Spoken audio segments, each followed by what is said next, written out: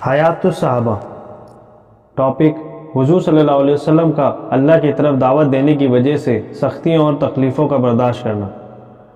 حضرت انس رضی اللہ عنہ فرماتے ہیں کہ حضور صلی اللہ علیہ وسلم نے فرمایا کہ اللہ کی خاطر جتنی تکلیفیں مجھے پہنچائی گئیں اتنی کسی کو نہیں پہنچائی گئیں، اور جتنا مجھے اللہ کی وجہ سے ڈرایا گیا اتنا کسی کو نہیں ڈرایا گیا، اور مجھ پر 30 دن 30 راتیں برابر ایسی گزری ہیں کہ میرے اور بلال رضی اللہ عنہ کے پاس کسی جاندار کے کھانے کے قابل صرف اتنی چیز ہوتی جو بلال کی بغل کے نیچے آ جائے، یعنی بہت تھوڑی مقدار میں ہوتی۔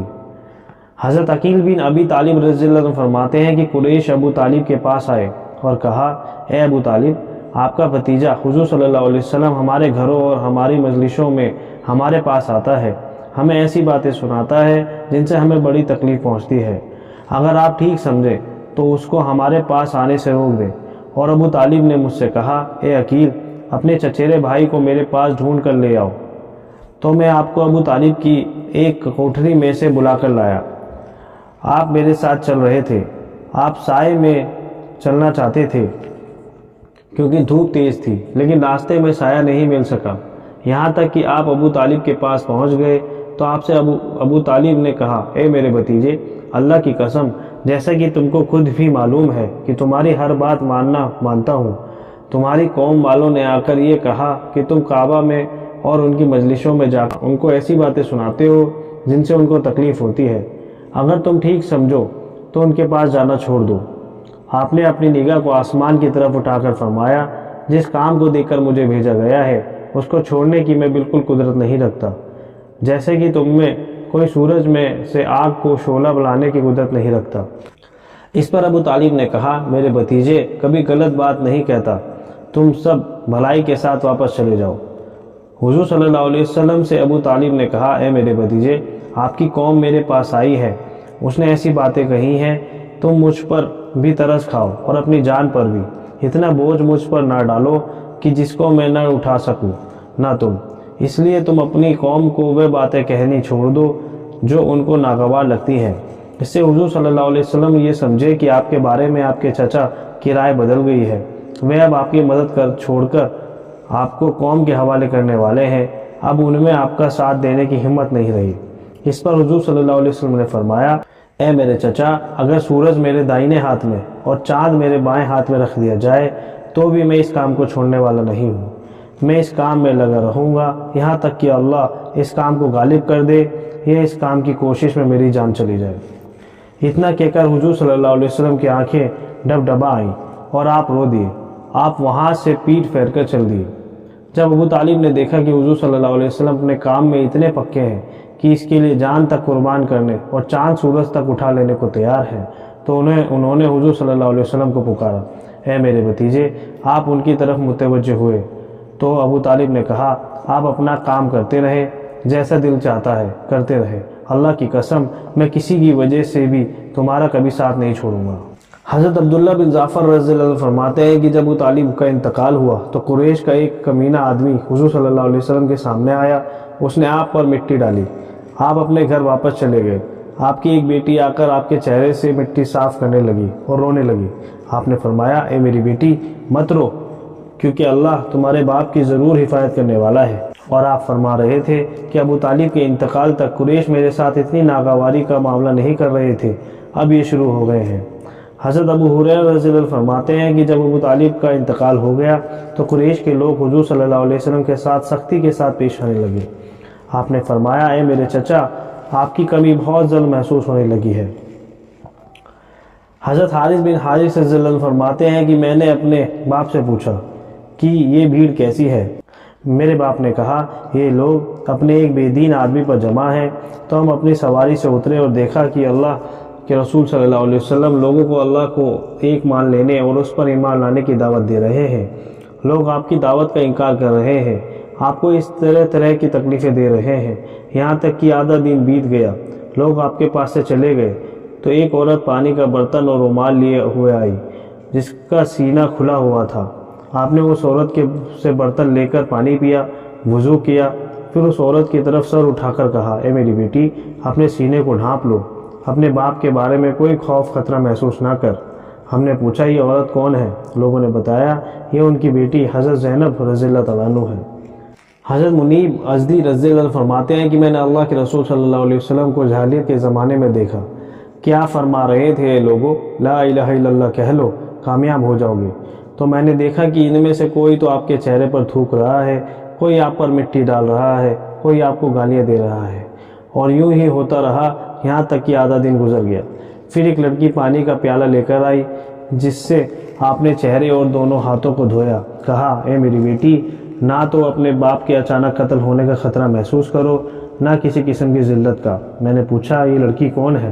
لوگوں نے یہ بتایا کہ حضور صلی اللہ علیہ وسلم کی بیٹی زینب رضی اللہ تعالیٰ عنہ ہے، وہ ایک بہت خوبصورت بچی تھی۔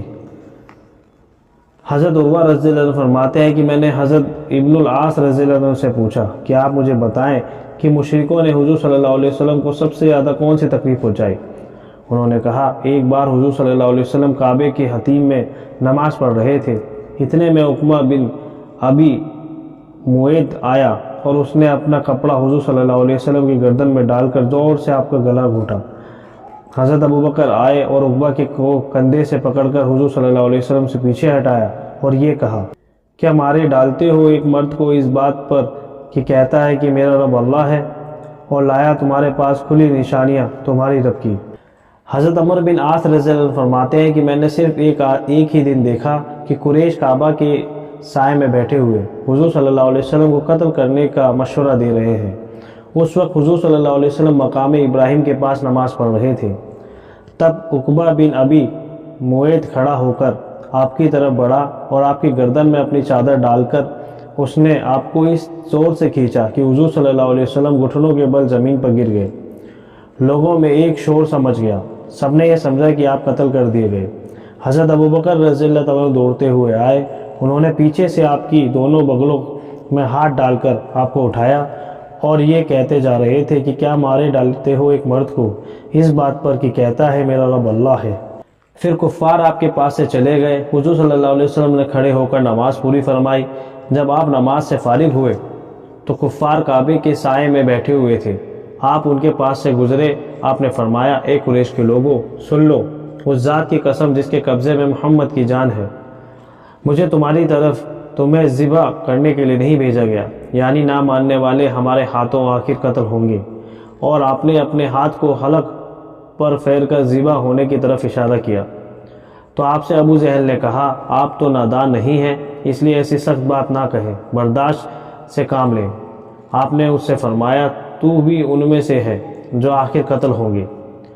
حضرت عروہ بن زبیر رضی اللہ عنہ فرماتے ہیں کہ میں نے حضرت عبداللہ بن عمر رضی اللہ عنہ سے پوچھا کہ آپ نے قریش کو اپنی دشمنی ظاہر کرتے ہوئے حضور صلی اللہ علیہ وسلم کو سب سے زیادہ تکلیف پہنچاتے ہوئے جو دیکھا ہے وہ کیا ہے؟ انہوں نے کہا ایک بار قریش کے سردار حتیم میں جمع تھے، میں بھی وہاں موجود تھا۔ میں آپس میں کہنے لگا کہ اس آدمی کی طرف سے ہمیں جتنا سہنا پڑا ہے ہمیں اتنا کبھی نہیں سہنا پڑا۔ یہ ہمیں بیوقوف کہتا ہے، ہمارے بڑوں کو برا بھلا کہتا ہے، ہمارے دین میں عیب نکالتا ہے، ہماری جماعت کے ٹکڑے ٹکڑے کر رہا ہے، ہمارے معبودوں کو گالیاں دیتا ہے۔ ہم نے اس کی طرف سے بہت برداشت کر لیا ہے۔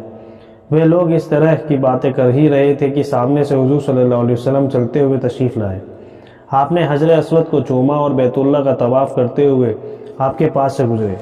انہوں نے آپ کی کچھ باتیں نقل کر کے آپ کو طعنہ دیا۔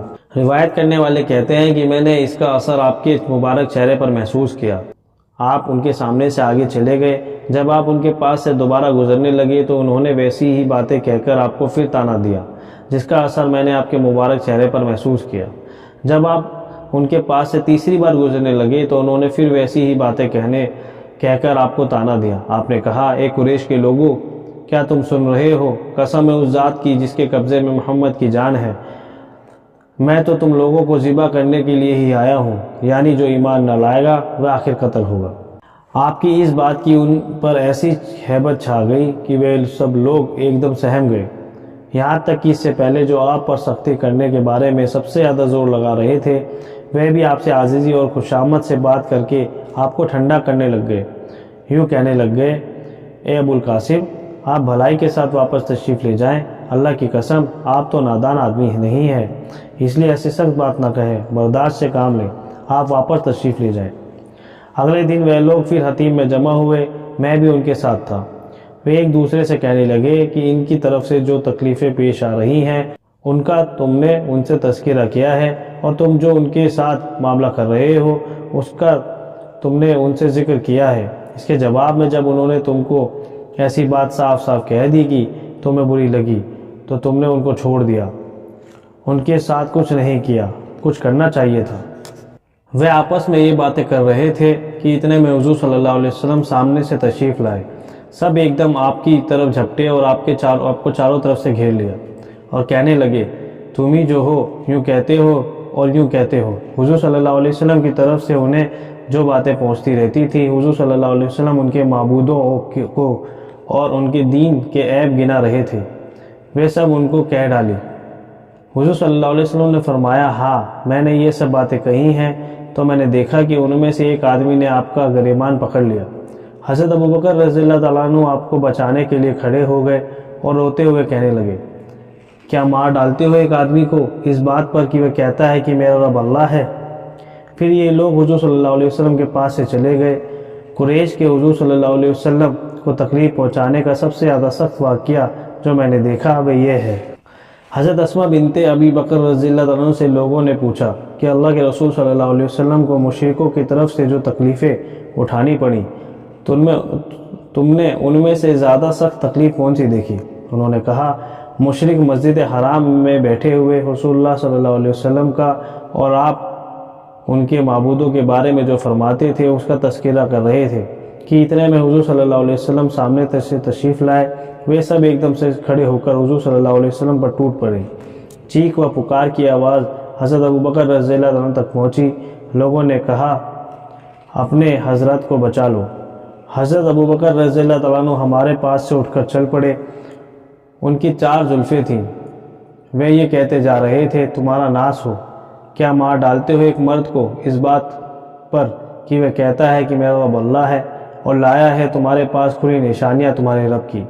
تو وہ حضور صلی اللہ علیہ وسلم کو چھوڑ کر حضرت ابوبکر رضی اللہ تعالیٰ عنہ پر ٹوٹ پڑے۔ پھر حضرت ابوبکر رضی اللہ تعالیٰ عنہ ہمارے پاس واپس آئے، اور کافروں نے آپ کو اتنا مارا تھا کہ جس زلف کو بھی پکڑتے وہ ہاتھ میں آ جاتی تھی، یعنی سر کے بال چوٹوں کی وجہ سے جھڑنے لگ گئے تھے، اور وہ فرماتے رہے، تو بہت برکت والا ہے اے بڑائی اور عظمت والے۔ حضرت انس بن مالک رضی اللہ عنہ فرماتے ہیں کہ ایک بار کافروں نے حضور صلی اللہ علیہ وسلم کو اتنا مارا تھا کہ آپ بے ہوش ہو گئے، تو حضرت ابوبکر رضی اللہ عنہ کھڑے ہو کر اونچی آواز میں کہنے لگے، تمہارا ناس ہو، کیا مار ڈالتے ہو ایک آدمی کو اس بات پر کہ وہ کہتا ہے کہ میرا رب اللہ ہے؟ لوگوں نے پوچھا، یہ کون ہے؟ کافروں نے کہا، پاگل ابوبکر۔ حضرت علی رضی اللہ تعالیٰ عنہ ایک دن لوگوں سے میں بیان کر رہے تھے، انہوں نے فرمایا، اے لوگوں بتلاؤ لوگوں میں سب سے زیادہ بہادر کون ہے؟ لوگوں نے کہا، اے امیر المومنین آپ۔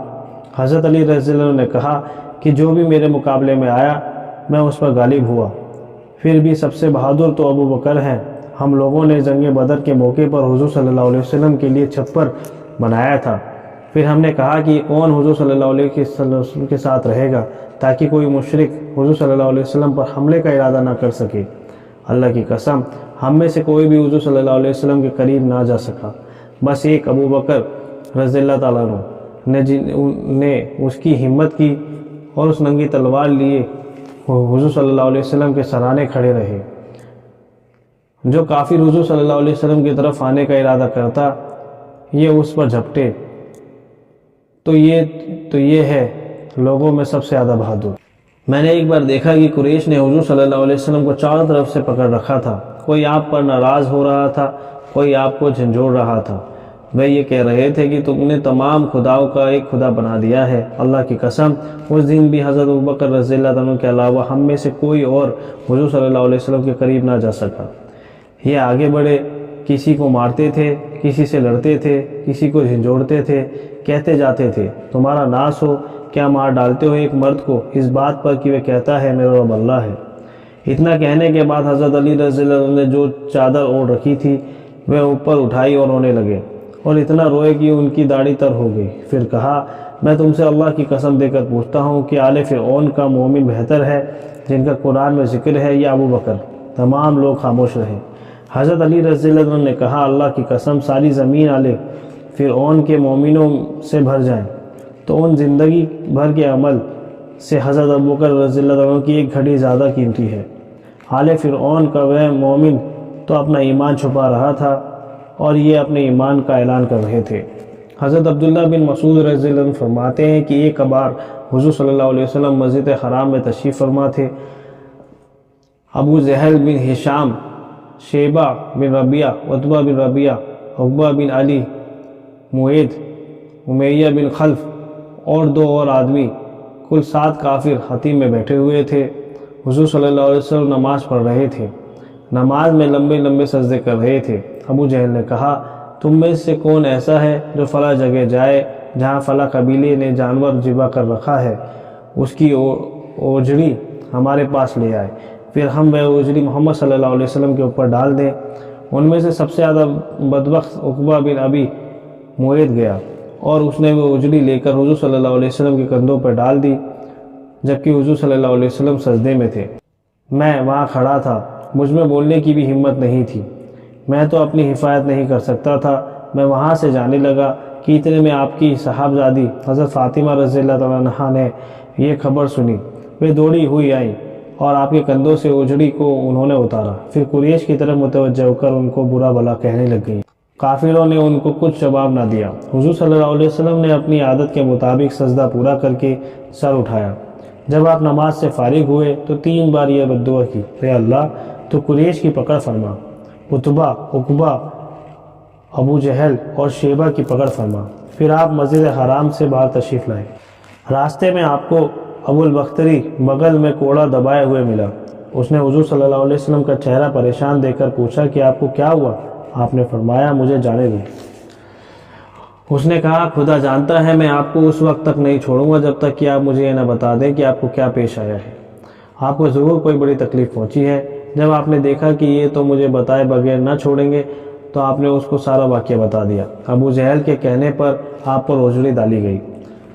ابو البختری نے کہا آؤ مسجد چلیں۔ حضور صلی اللہ علیہ وسلم اور ابو البختری مسجد چلے اور مسجد میں داخل ہوئے۔ پھر ابو البختری ابو جہل کی طرف متوجہ ہو کر بولا، اے ابو الحکم، کیا تمہارے ہی کہنے کی وجہ سے محمد صلی اللہ علیہ وسلم پر اوجڑی ڈالی گئی ہے؟ اس نے کہا ہاں۔ ابو البختری نے کوڑا اٹھا کر اس کے سر پر مارا۔ کافروں میں آپس میں ہاتھا پائی شروع ہو گئی۔ ابو جہل چلایا، تم لوگوں کا ناس ہو، تمہاری اس ہاتھا پائی سے محمد کا فائدہ ہو رہا ہے۔ محمد تو یہ چاہتے ہیں کہ ہمارے بیچ دشمنی پیدا ہو جائے، وہ اور ان کے ساتھی بچے رہیں۔ بخاری اور مسلم اور ترمذی وغیرہ نے ابو البختری والے قصے کو مختصر نقل کیا ہے۔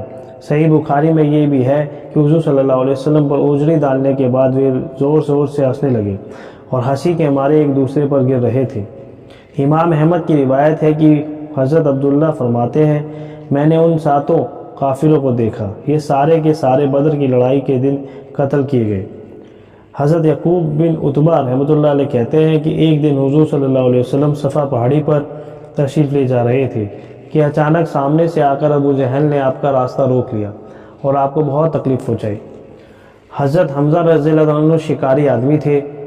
اس دن وہ شکار کرنے گئے ہوئے تھے۔ حضور صلی اللہ علیہ وسلم کے ساتھ ابو جہل نے جو کچھ کیا وہ حضرت حمزہ کی بیوی نے دیکھ لیا تھا۔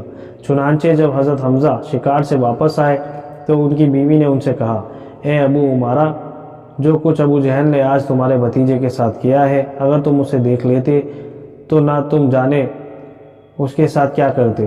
یہ سن کر حضرت حمزہ کو بہت غصہ آیا۔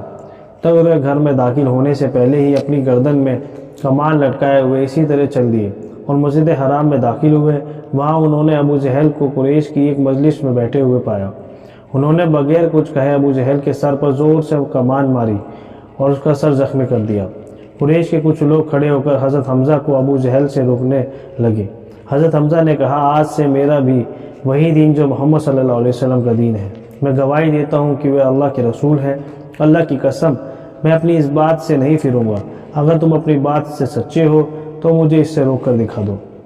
حضرت حمزہ رضی اللہ عنہ کے مسلمان ہونے سے حضور صلی اللہ علیہ وسلم مسلمانوں کو بہت طاقت ملی۔ مسلمان اپنے کام میں بہت زیادہ پکے ہو گئے۔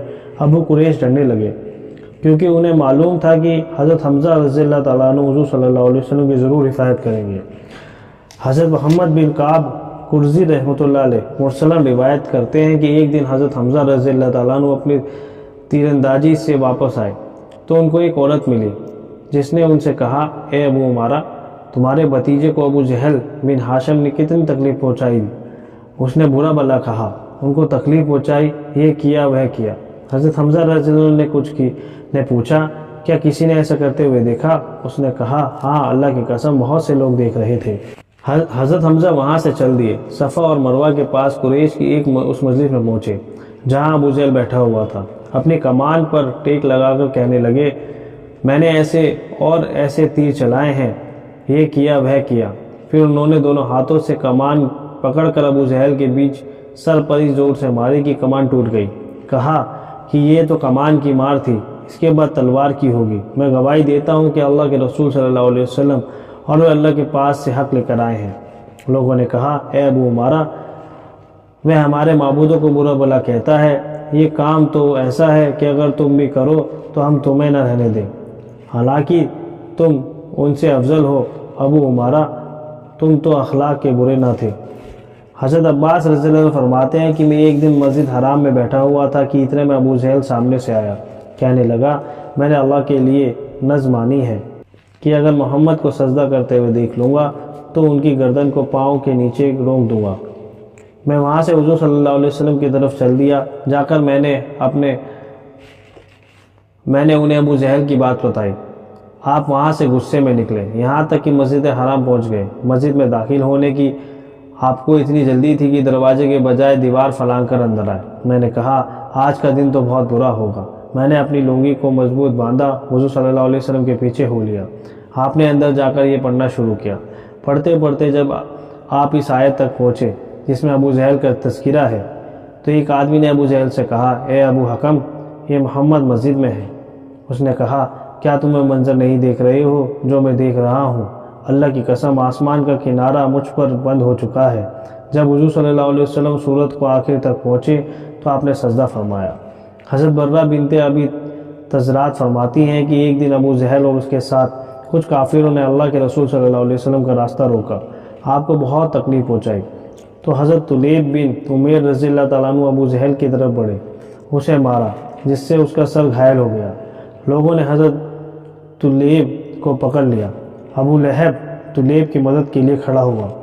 حضرت طلیب کی ماں حضرت عروہ رضی اللہ تعالیٰ عنہ کو جب اس واقعے کی خبر لگی تو انہوں نے کہا، طلیب کی زندگی کا بہترین دن وہ ہے جس دن اس نے اپنے میرے بھائی حضور صلی اللہ علیہ وسلم کی مدد کی۔ لوگوں نے ابو لہب سے کہا، تمہاری بہن عروہ بے دین ہو گئی ہے۔ ابو لہب حضرت عروہ کے پاس گیا، ان پر ناراض ہونے لگا تو انہوں نے کہا، تم بھی اپنے بھتیجے محمد صلی اللہ علیہ وسلم کی حمایت میں کھڑے ہو جاؤ، کیونکہ اگر وہ غالب آ گئے تو تمہیں اختیار ہوگا، ورنہ تمہیں اپنے بھتیجے کے بارے میں معذور سمجھا جائے گا۔ ابو لہب نے کہا، کیا ہم تمام عربوں سے لڑنے کی طاقت رکھتے ہیں؟ اور وہ تو ایک نیا دین لے کر آیا ہے۔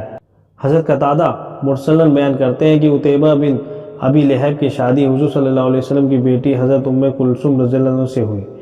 حضرت رقیہ رضی اللہ تعالیٰ عنہ عتیبہ کی بھائی عتبہ بن ابی لہب کے نکاح میں تھی۔ ابھی ان کی رخصتی نہیں ہوئی تھی کہ حضور صلی اللہ علیہ وسلم کی نبوت کا ظہور ہوا۔ جب سورت تبت یدا ابی لہب وتب نازل ہوئی تو ابو لہب نے اپنے دونوں بیٹوں عتیبہ اور عتبہ سے کہا، میرا تم دونوں سے کوئی تعلق نہیں۔ اگر تم محمد صلی اللہ علیہ وسلم کی بیٹیوں کو طلاق نہ دو گے اور عتیبہ اور عتبہ دونوں کی ماں بنت حرب بن امیہ نے بھی، جسے قرآن میں حمہ الحطب کہا میرے بیٹوں، ان دونوں کو طلاق دے دو کیونکہ یہ دونوں بے دین ہو گئی ہیں۔ ان دونوں نے طلاق دے دی۔ جب عتیبہ نے حضرت ام کلثوم کو طلاق دی تو وہ حضور صلی اللہ علیہ وسلم کے پاس آیا، کہنے لگا، میں نے تمہارے دین کا انکار کیا ہے، تمہاری بیٹی کو طلاق دے دی ہے تاکہ تم کبھی میرے پاس نہ آؤ، نہ میں تمہارے پاس جاؤں۔ پھر اس نے آپ پر حملہ کر کے آپ کی قمیص کو پھاڑ دیا۔ میں شام کی طرف تجارت کے لیے جانے والا تھا۔ آپ نے فرمایا، میں اللہ سے سوال کرتا ہوں کہ وہ تجھ پر اپنا کوئی شیر مسلط کر دے۔ تو وہ قریش کی تجارتی قافلوں کے ساتھ گیا۔ جب یہ لوگ زرقہ نامی جگہ پر پہنچے تو رات کو وہاں ٹھہرے۔ ایک شیر نے اس رات اس قافلے کا چکر لگایا۔ عتیبہ کہنے لگا، ہائے میری ماں کی ہلاکت، یہ شیر تو مجھے ضرور کھا جائے گا، جیسا کہ محمد صلی اللہ علیہ وسلم نے کہا تھا۔ مجھے ابن ابی کبشہ، یہ نام کافروں نے حضور صلی اللہ علیہ وسلم کا رکھا ہوا تھا، نے مار ڈالا، جو کہ مکہ میں ہے، میں شام میں ہوں۔ تو اس شیر نے سارے قافلے میں سے صرف عتیبہ پر حملہ کیا، اس کا گوشت نوچ ڈالا، اسے مار ڈالا۔ زہیر بن علا کہتے ہیں کہ ہمیں ہشام بن عروہ نے اپنے باپ سے یوں بیان کیا کہ وہ شیر اس رات اس قافلے کا چکر لگا کر واپس چلا گیا۔ قافلے والوں نے عتیبہ کو اپنے بیچ لٹایا تو وہ شیر دوبارہ آیا اور سب کو پھاندتا ہوا عتیبہ تک پہنچا، اس کے سر کو چبا ڈالا۔ حضرت عثمان بن عفان رضی اللہ عنہ نے اپنے پہلے حضرت رقیہ رضی اللہ عنہ سے شادی کی، پھر ان کی وفات کے بعد حضرت ام کلثوم سے کی۔ حضرت ربیعہ بن عبید دہلی رضی اللہ عنہ نے فرمایا، میں تم لوگوں کو یہ کہتے ہوئے بہت سنتا ہوں کہ قریش اللہ کے رسول صلی اللہ علیہ وسلم کو بہت گالیاں دیا کرتے تھے اور بہت تکلیف پہنچایا کرتے تھے۔ میں ان واقعوں کو زیادہ سے زیادہ دیکھنے والا ہوں۔ حضور صلی اللہ علیہ وسلم کا گھر ابو لہب اور عقبہ بن ابی معیط کے گھر کے بیچ میں تھا۔ جب آپ اپنے گھر واپس آتے تو دروازے پر اجڑی خون اور گندگی پاتے۔ آپ اپنی کمان کے کناروں سے ان سب چیزوں کو ہٹاتے جاتے اور فرماتے، اے قریش کے لوگوں، یہ پڑوسی کے ساتھ بہت برا سلوک ہے۔ حضرت عروہ رضی اللہ عنہ فرماتے ہیں، حضور صلی اللہ علیہ وسلم کی بیوی حضرت عائشہ رضی اللہ تعالیٰ عنہ نے ان سے بیان فرمایا۔ انہوں نے حضور صلی اللہ علیہ وسلم سے پوچھا کہ احد کی لڑائی کے دن سے بھی زیادہ سخت دن آپ پر کوئی آیا ہے؟ آپ نے فرمایا کہ مجھے تمہاری قوم کی طرف سے بہت زیادہ تکلیفیں اٹھانی پڑی۔ ان کی طرف سے مجھے سب سے زیادہ تکلیف عقبہ طائف کے دن اٹھانی پڑی۔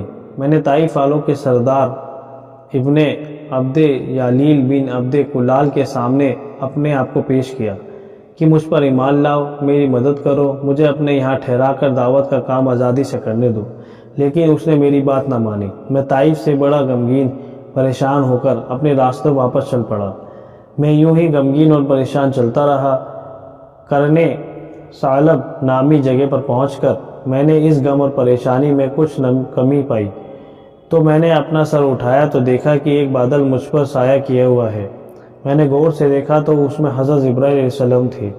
انہوں نے مجھے آواز دی، کہا کہ اللہ نے آپ کی قوم کی وہ باتیں جو آپ سے ہوئی سنی اور ان کے جواب بھی سنے۔ ایک فرشتے کو جس کے متعلق پہاڑوں کی خدمت ہے آپ کے پاس بھیجا ہے، آپ ان کفار کے بارے میں جو چاہیں حکم دیں۔ اس کے بعد پہاڑوں کے فرشتوں نے مجھے آواز دے کر سلام کیا، عرض کیا، اے محمد صلی اللہ علیہ وسلم، آپ نے جو حضرت جبرائیل علیہ السلام سے سنا ہے وہ بالکل ٹھیک ہے۔ آپ کیا چاہتے ہیں؟ اگر آپ ارشاد فرما دیں تو مکہ کے دونوں پہاڑوں ابو قبیس اور احرم کو جن پر ملا دوں جس سے وہ سب بیچ میں کچل جائیں۔ حضور اقصد محمد صلی اللہ علیہ وسلم نے فرمایا، نہیں، بلکہ مجھے امید ہے کہ اللہ ان کی پشتوں میں سے ایسے لوگوں کو پیدا کرے گا جو ایک اللہ کی عبادت کریں گے، اس کے ساتھ کسی چیز کو شریک نہ کریں گے۔ حضرت ابن شیبہ بیان کرتے ہیں کہ جب ابو طالب کا انتقال ہوا تو حضور صلی اللہ علیہ وسلم یہ امید لے کر طائف تشریف لے گئے کہ وہاں والے آپ کو اپنے یہاں ٹھہرا لیں گے۔ تو آپ قبیلہ ثقیف کی 3 آدمیوں کے پاس تشریف لے گئے جو ان قبیلے کے سردار تھے، آپس میں بھائی بھائی تھے۔ ان کے نام عبد یالیل، حبیب اور مسعود تھے۔ یہ عمر کے بیٹے تھے۔ آپ نے اپنے آپ کو ان پر پیش فرمایا، ان لوگوں سے اپنی قوم کی ناقدری اور بے حرمتی کی شکایت کی، لیکن ان لوگوں نے آپ کو بہت برا جواب دیا۔ حضرت عروہ بن زبیر رضی اللہ عنہ فرماتے ہیں کہ ابو طالب کا انتقال ہو گیا۔ کفار قریش کی طرف سے حضور صلی اللہ علیہ وسلم پر تکلیفیں اور سختیاں اور زیادہ بڑھ گئیں۔ آپ قبیلہ ثقیف کے پاس اس امید پر تشریف لے گئے کہ آپ کو اپنے یہاں ٹھہرائیں گے اور آپ کی مدد کریں گے۔ آپ نے دیکھا کہ قبیلہ ثقیف کے 3 سردار ہیں جو آپس میں بھائی ہیں، عبد یلیل بن عمر، حبیب بن عمر اور مسعود بن عمر۔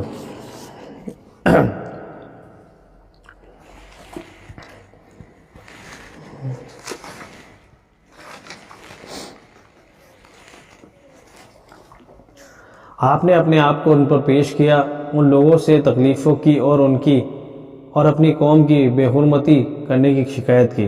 ان میں سے ایک نے کہا، اگر اللہ نے آپ کو کچھ دے کر بھیجا ہے تو میں کعبہ کے پردوں کی چوری کروں، یعنی اللہ نے آپ کو کچھ دے کر نہیں بھیجا۔ اور دوسرے نے کہا اس مجلس کے بعد میں آپ سے کبھی بھی بات نہیں کروں گا، کیونکہ اگر آپ واقعی رسول ہیں تو آپ کا درجہ اس سے بہت اونچا ہے، مجھ جیسا آپ سے بات کرے۔ اور تیسرے نے کہا رسول بنانے کے لیے آپ ہی رہ گئے تھے، کہ اللہ آپ کے علاوہ کسی اور کو رسول نہیں بنا سکتے تھے؟ اور آپ نے ان سے جو بات کی اسے انہوں نے سارے قبیلوں نے پھیلا دیا۔ وہ سب جمع ہو کر حضور صلی اللہ علیہ وسلم کا مذاق اڑانے لگے۔ آپ کے راستے پر 2 صفیں بنا کر بیٹھ گئے۔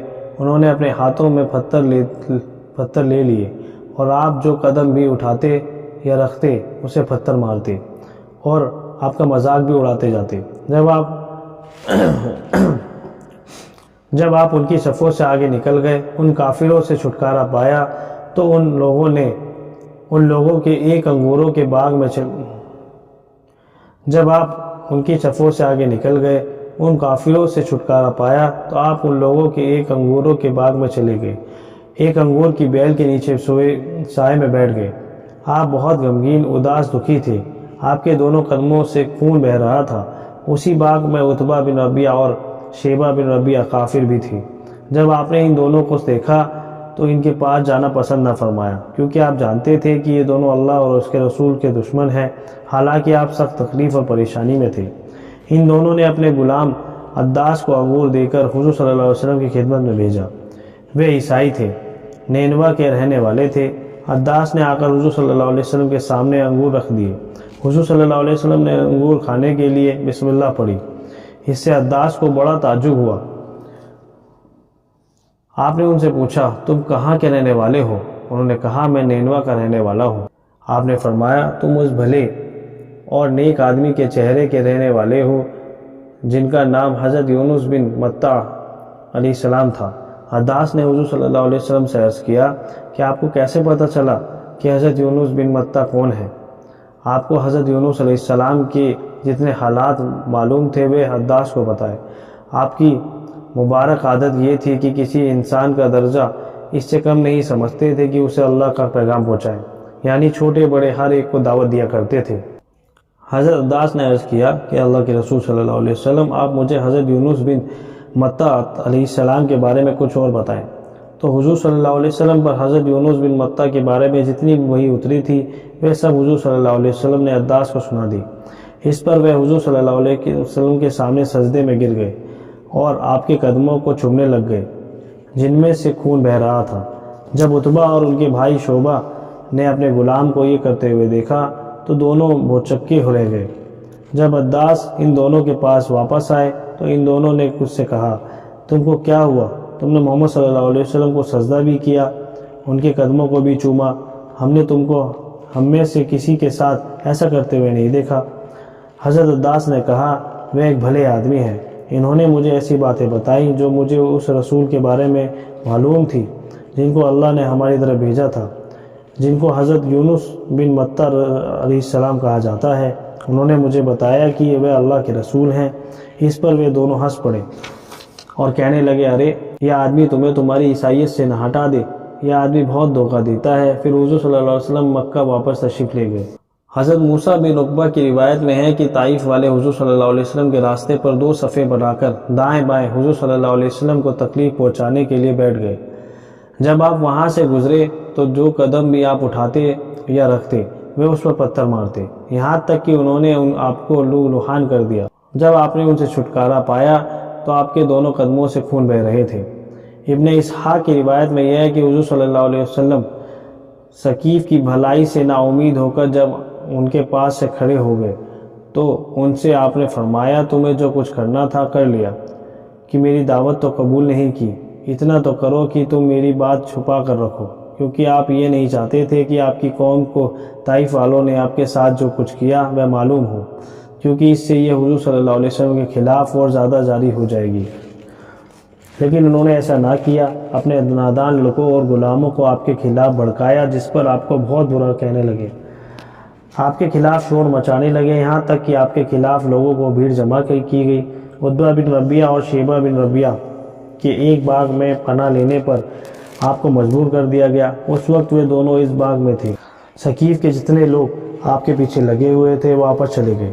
آپ انگور کی ایک بیل کے نیچے بیٹھ گئے۔ ربیہ کے یہ دونوں بیٹے آپ کو دیکھ رہے تھے اور طائف کے نادان لوگوں نے آپ کو جو تکلیف پہنچائی اسے بھی انہوں نے دیکھا۔ ابن اسحاق کہتے ہیں کہ مجھ سے یہ بھی بیان کیا گیا کہ جب آپ قبیلہ بنو جمح کی ایک عورت سے ملے تو آپ نے اسے فرمایا کہ ہمیں تمہاری سسرال والوں سے کتنی تکلیف اٹھانی پڑی۔ جب آپ کو طائف والوں کی طرف سے کچھ اطمینان ہوا تو آپ نے یہ دعا مانگی، اے اللہ تجھ ہی سے شکایت کرتا ہوں، میں اپنی کمزوری اور بے کسی اور لوگوں میں ذلت اور رسوائی کی۔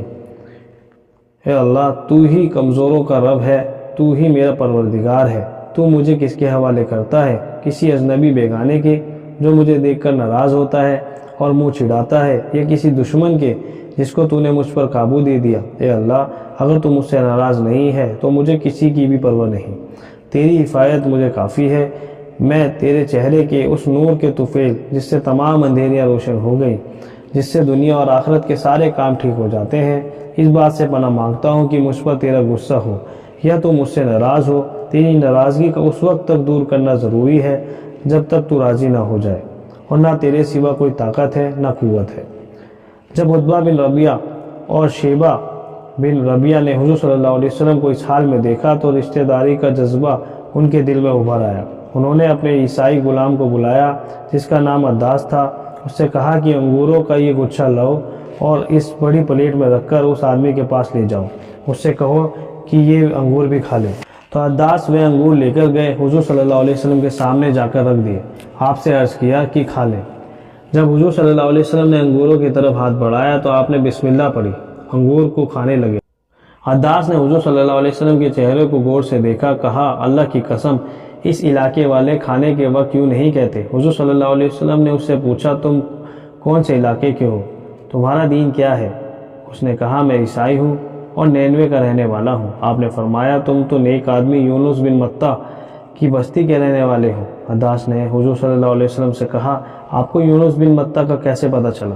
آپ نے فرمایا وہ میرے بھائی تھے، نبی تھے، میں بھی نبی ہوں۔ عداس حضور صلی اللہ علیہ وسلم کے سامنے پورے جھک گئے، آپ کے سر اور ہاتھوں اور قدموں کو چومنے لگے۔ یہ منظر دیکھ کر ربیہ کے دونوں بیٹے آپس میں ایک دوسرے کو کہنے لگے ارے انہوں نے تو تمہارے غلام کو بگاڑ دیا۔ جب حضرت عداس ان دونوں کے پاس واپس آئے تو دونوں نے ان سے کہا اے عداس تیرا ناس ہو، تمہیں کیا ہوا؟ تم اس آدمی کے سر اور ہاتھوں کو اور قدموں کو چوم رہے تھے۔ حضرت عداس نے کہا اے میرے آقا زمین پر ان سے بہتر کوئی نہیں، مجھے انہوں نے ایسی بات بتائی جسے نبی کے علاوہ کوئی نہیں جان سکتا۔ دونوں نے حضرت عداس سے کہا تیرا ناس ہو، یہ آدمی کہیں تمہیں تمہارے دین سے نہ ہٹا دے، کیونکہ تمہارا دین اس کے دین سے بہتر ہے۔ حضرت سلیمان تیمی نے اپنی سیرت کی کتاب میں یہ بیان کیا ہے کہ حضرت عداس نے حضور صلی اللہ علیہ وسلم سے عرض کیا تھا کہ میں گواہی دیتا ہوں کہ آپ اللہ کے بندے اور اس کے رسول ہیں۔ حضرت عائشہ رضی اللہ تعالیٰ عنہ فرماتی ہے کہ حضرت ابوبکر رضی اللہ تعالیٰ عنہ نے فرمایا اگر تم مجھ کو اور اللہ کے رسول صلی اللہ علیہ وسلم کو اس وقت دیکھتی جب ہم دونوں غار ثور پر چڑھے تھے تو عجب منظر دیکھتی۔ حضور صلی اللہ علیہ وسلم کے دونوں قدموں سے خون ٹپک رہا تھا، میرے پاؤں سن ہو کر پتھرا گئے تھے۔ حضرت عائشہ رضی اللہ عنہا فرماتی ہیں کہ حضور صلی اللہ علیہ وسلم کے قدموں سے خون ٹپکنے کی وجہ یہ ہے کہ حضور صلی اللہ علیہ وسلم ننگے پیر چلنے کے عادی نہیں تھے اور اس موقع پر ننگے پاؤں چلنا پڑا۔ حضرت انس رضی اللہ عنہ فرماتے ہیں کہ احد کی لڑائی کے دن حضور صلی اللہ علیہ وسلم کا داہنا نچلا چوتھا دانت شہید ہو گیا اور آپ کا مبارک سر گھائل ہو گیا۔ آپ اپنے مبارک چہرے سے خون پہنچتے جاتے، فرماتے جاتے وہ قوم کیسے کامیاب ہوگی جنہوں نے اپنے نبی کے سر کو گھائل کر دیا، اس کا اگلا دانت شہید کر دیا، حالانکہ وہ ان کو اللہ کی طرف دعوت دیتے رہے۔ اس پر آیت اتری تیرا اختیار کچھ نہیں، یا ان کو توبہ دیوے اللہ یا ان کو عذاب کرے کہ وہ ناحق پر ہیں۔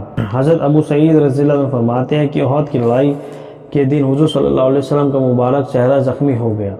سامنے سے حضرت مالک بن سینان رضی اللہ تعالیٰ عنہ آئے، انہوں نے حضور صلی اللہ علیہ وسلم کے زخم کو چوسا اور آپ کے خون کو نکل گئے۔ آپ نے فرمایا جو ایسا آدمی دیکھنا چاہتا ہے جس کے خون میں میرا خون مل گیا وہ مالک بن سینان کو دیکھ لے۔ حضرت عائشہ رضی اللہ عنہ فرماتی ہیں حضرت ابوبکر رضی اللہ تعالیٰ عنہ جب احد کی لڑائی کا ذکر فرماتے کہ یہ دن سارا کا سارا حضرت طلحہ رضی اللہ تعالیٰ عنہ کے حساب میں ہے۔ پھر تفصیل سے بیان فرماتے کہ لڑائی کے میدان میں منہ پھوڑنے والوں میں سب سے پہلا واپس لوٹنے والا میں تھا، تو میں نے دیکھا کہ ایک آدمی حضور صلی اللہ علیہ وسلم کی حفاظت کے لیے بڑے شور و زور سے لڑائی کر رہا ہے۔ میں نے اپنے دل میں کہا کہ خدا کرے وہ حضرت طلحہ ہو، اس لیے کہ جو ثواب مجھ سے چھوٹنا تھا وہ تو چھوٹ گیا۔ اب مجھے زیادہ پسند یہ ہے کہ ثواب میری قوم کے کسی آدمی کو ملے۔ حضرت طلحہ میری قوم کے آدمی تھے۔ میرے اور مشرکوں کے بیچ ایک آدمی اور تھا جسے میں پہچان نہیں رہا تھا، اور میں اس آدمی کو مقابلے میں حضور صلی اللہ علیہ وسلم سے زیادہ قریب تھا، لیکن وہ مجھ سے زیادہ تیز چل رہا تھا۔ اچانک دیکھتا ہوں کہ وہ ابو عبیدہ بن جراح ہے۔ ہم دونوں حضور صلی اللہ علیہ وسلم کی خدمت میں پہنچے تو ہم نے دیکھا کہ آپ کا اگلا دانت شہید ہو چکا ہے، آپ کا مبارک چہرہ زخمی ہے، خود کی 2 کڑیاں آپ کے مبارک گال میں گھس گئی ہیں۔ آپ نے ہم سے فرمایا کہ اپنے ساتھی طلحہ کی خبر لو، جو کہ زیادہ خون نکلنے کی وجہ سے کمزور ہو چکے تھے۔ حضور صلی اللہ علیہ وسلم کو زخمی حالت میں دیکھ کر ہم لوگ آپ کے اس فرمان کی طرف توجہ نہ کر سکے، ہم بہت پریشان ہو گئے تھے۔ میں حضور صلی اللہ علیہ وسلم کے چہروں سے کڑیاں نکالنے کے لیے آگے بڑھا تو حضرت ابو عبیدہ نے مجھے اپنے حق کی قسم دے کر کہا، یہ سعادت لینے کے لیے مجھے چھوڑ دو۔ میں نے یہ موقع ان کے لیے چھوڑ دیا۔ انہوں نے ہاتھ سے کڑیاں نکالنا پسند نہ کیا، اس سے حضور صلی اللہ علیہ وسلم کو تکلیف ہوگی، بلکہ دانتوں سے پکڑ کر ایک کڑی نکالی۔ کڑی کے ساتھ ان کا سامنے کا ایک دانت بھی نکل گیا۔ جو انہوں نے کیا اسی طرح کرنے کے لیے میں آگے بڑھا۔ انہوں نے مجھے اپنے حق کی قسم دے کر یہ سعادت لینے کے لیے مجھے چھوڑ دو، اور انہوں نے پہلی بار کی طرح دانتوں سے پکڑ کر کڑی کو نکالا۔ اس بار کڑی کے ساتھ ان کا دوسرا دانت نکل کر گر گیا۔ دانتوں کو ٹوٹنے کے باوجود حضرت ابو عبیدہ لوگوں میں بڑے خوبصورت نظر آتے تھے۔ حضور صلی اللہ علیہ وسلم کی خدمت سے فارغ ہو کر ہم لوگ حضرت طلحہ کے پاس گئے۔ وہ ایک گڑھے میں پڑے ہوئے تھے۔ ان کے جسم پر نیزے اور تیر اور تلوار کے 70 سے زیادہ گھاؤ تھے۔ ان کی انگلیاں بھی کٹی ہوئی تھیں۔ ہم نے ان کی دیکھ بھال کی۔